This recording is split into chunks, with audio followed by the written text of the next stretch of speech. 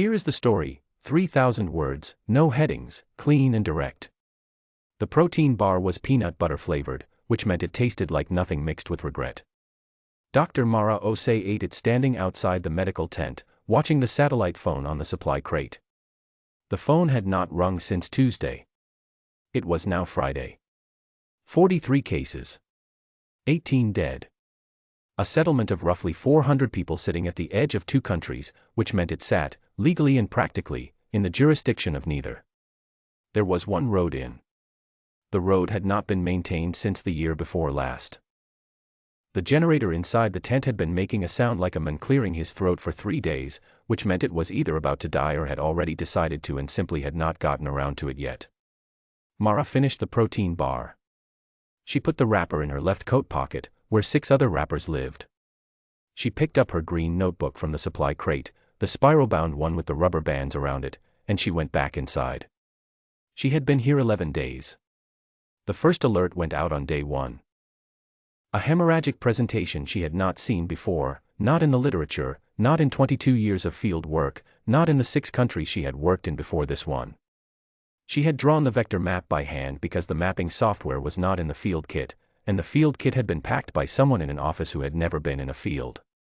The map was clear. The pattern was clear.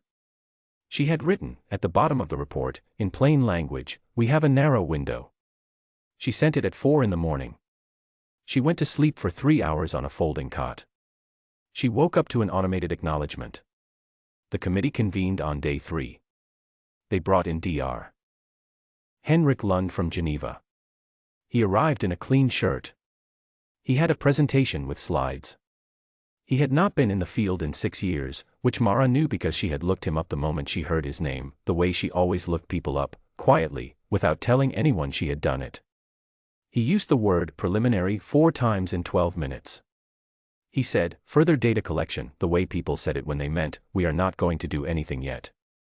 He said, the situation merits close monitoring, which meant nothing at all. Mara sat at the far end of the table. She was the only person at the table who had been inside the settlement. She was the only person at the table who had held a patient's hand during a hemorrhagic episode and felt the heat of a fever that was trying to kill a 26-year-old woman who had 3 children and a small business selling vegetables. She did not say this. She said, we have days, not weeks. She said it clearly, without raising her voice. She said it the way she said most things, which was with the understanding that people would hear it or they would not, and that was a fact about them, not about her. Dr. Lund nodded in the way people nodded when they wanted to appear to agree without actually agreeing. The committee chair thanked her for her input. On day 5, she was asked to route her updates through Dr. Lund's team, for coordination. She did this. She routed every update. She carbon copied herself on every email. She started rewriting the risk stratification table in her notebook, not because she had forgotten it, but because writing it gave her hands something to do during the long hours when the satellite phone did not ring and the generator made its sound and she had to stay inside her own skin. On day 7, the case count doubled. Dr. Lund's team responded by requesting more data. Mara sent the data. 3 days later, Dr. Lund's team sent a message saying they had not received the data and could she resend. She resent the data. She resent it a second time. On the 3rd attempt, she changed the subject line. The subject line said, "This is the 3rd time I am sending this and people are dying." She wrote it and looked at it for 30 seconds. Then she sent it. Then she went outside and ate a protein bar and looked at the sky and felt the specific feeling of a person who has been professional for so long that the alternative briefly seems worth it. She went back inside. She rewrote the table. She started writing in the margins because the table now took up the full page. On day 9, a journalist filed a story about the outbreak. It was a good story, accurate, appropriately alarming. It quoted Dr. Henrik Lund. It quoted the committee chair. It had a photograph of the settlement from a drone. It did not mention Mara's name. One of her nurses, a young woman named Celeste who had been working 18-hour days without complaint since day 1, showed it to her on a phone screen. Mara read it. She said, "Fine." Celeste looked at her. Mara said, "I mean it." "Fine." Celeste looked at her a moment longer and then went back to work, which was the correct response. On day 10, Mara sat outside on the supply crate in the dark, after the settlement had gone quiet, and she allowed herself 5 minutes of feeling exactly what she felt. Not the professional version. Not the version she wore in committee rooms and on calls and in the tent when the nurses were watching. Just the real version, which was this: she had been right about everything, for 10 days, and it had not mattered. She had the training and the data and the years and the specific knowledge that only came from being inside a thing rather than flying over it. And she had been managed like a source, something to extract information from, not a person to listen to.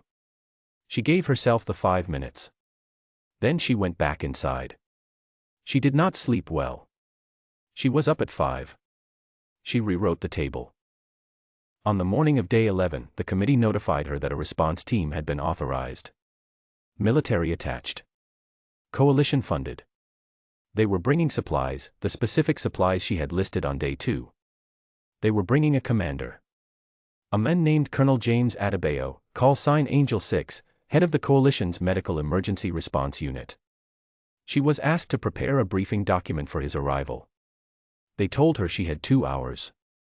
She had been ready for 11 days. She typed the briefing in 40 minutes. She printed it on the portable printer that actually worked, unlike the mapping software. She put it in a folder. She put the folder on the supply crate. She picked up her notebook. She went back to the table. The helicopters came in the late morning. The sound arrived first. That low, rhythmic pressure in the air that you felt before you heard, the kind of sound that made the birds in the tree line go quiet all at once. The settlement heard it. She heard Celeste say something outside to one of the other nurses, a single syllable, sharp with surprise. She heard the children before she heard the adults. Children always moved first, always ran toward things before they understood what the things were. Mara did not go to the landing zone. She stayed at the table. She had the notebook open. She was finishing a note in the margin of the risk stratification table, a small calculation she had been meaning to add for 2 days. She finished it. She drew a line under it. She clicked the pen closed. 4 helicopters. She could tell by the sound layering over itself, the way 4 separate rhythms arrived close together and overlapped before they separated again. She heard the engines throttle down. She heard boots on the ground, not one set, many sets, organized, practiced, the sound of people who had landed in places like this before. She did not go outside. She heard the committee chair. She could not hear what he was saying, but she recognized the tone, the welcoming tone, the important visitor tone, the tone that meant someone powerful had arrived and adjustments were being made. She had heard that tone in 9 countries. It never sounded the same as the tone that greeted her. She was looking at the table when the tent flap moved. She did not look up immediately. She heard one set of boots, slow and unhurried, moving through the tent. Not toward the command table near the entrance, not toward the supply shelves, not toward anything in particular, just through, taking it in. She knew that kind of movement. It was the movement of a person reading a room, not visiting it. She looked up. He was tall, with the kind of stillness that large people sometimes had, the kind that meant they had learned long ago that they did not need to take up more space than they already occupied. He wore a field uniform, dusty at the boots, clean everywhere else. His call sign, Angel 6, was on a small patch at the shoulder. He was looking at what she had built in this tent over 11 days, the case charts on the folding board, the hand-drawn vector map pinned above it, the supply layout she had redesigned on day 4 because the original layout was inefficient, the small whiteboard with the current case count and the 3-day projection she updated every morning. He was reading it the way people read things when they intended to understand, not just see. He saw the notebook on the supply crate. He walked to it. He picked it up, and he looked at her first, asking with the look, and she nodded because there was something in the asking that made her willing to say yes. He opened it. He read 1 page. He turned to the next. He turned to the next. He set it down with care, the way you set down something that belongs to someone and you know it. He looked at her. He said, "Tell me what you need." 4 words. Quiet. Not a formality. Not a greeting. Not a preamble to something else. Just the words, direct, aimed at her the way a question was aimed at a person who knew the answer and had been waiting to be asked. She had not moved from the table. She was sitting very still. Her hands, which had been holding the pen, were now flat on the table on either side of the notebook. She looked at him for 1 second, one single second in which she felt something shift, something that had been held in one position for 11 days and had not been allowed to move, and then she started talking. She talked for 20 minutes. She told him everything: the vector pattern, the 3 villages she believed were already in the incubation window, the supply chain problem on the eastern route, the generator situation, the specific medication she needed in specific quantities with the specific storage temperatures because the heat here did not match the storage guidelines on the packaging and she had adapted the protocol accordingly. She told him about Celeste and the other nurses and what they had been doing for 11 days on inadequate sleep and no recognition. She told him what the first 48 hours of a proper response needed to look like, in order, with the reasoning behind each step. He did not interrupt. He did not take notes, which meant he was going to remember all of it, which meant he was exactly the kind of person she had thought he might be. When she finished, he was quiet for a moment. Then he said, "The eastern route, can it take a light vehicle loaded at 60%? No," she said. 45. Not more. He nodded. He took a radio from his belt. He spoke into it, quietly, and what he said matched exactly what she had just told him, translated into the logistics language of a man who moved supplies and people for a living. The tent flap moved again. The committee chair came in. He was smiling, the kind of smile that meant he was about to take control of a room. He said, "Colonel, I have a briefing prepared." Angel 6 said, without turning, "The doctor is briefing me." The chair stopped. The smile stayed for a moment, then found nothing to attach to and fell away. He looked at Mara. She looked at him with a face that said nothing at all, which was, in her experience, the loudest thing a face could say. He left. The tent flap closed behind him. She picked up her notebook. She opened it to the first clean page she could find, which was the inside back cover, and she wrote 1 sentence. She wrote it slowly, which was not how she usually wrote, and she did not show it to anyone, which was how she handled most of the things that mattered. In the 48 hours that followed, 3 supply runs went out on the eastern route at 45% load capacity. 2 additional medical teams were deployed to the villages she had identified as being in the incubation window. The specific medication arrived in quantity and was stored at the temperature she had specified, in a cooler that Angel 6 had brought on the second helicopter. The case count, which had been climbing by 6 to 8 per day, held steady, and then fell. On the second morning, Celeste came to her and said, in the flat voice of someone reporting a fact they were deeply relieved by, "No new cases in the last 12 hours. Mara said, "Good." She meant it the way she meant fine when she did not mean fine, but in reverse. She meant it fully, from the inside.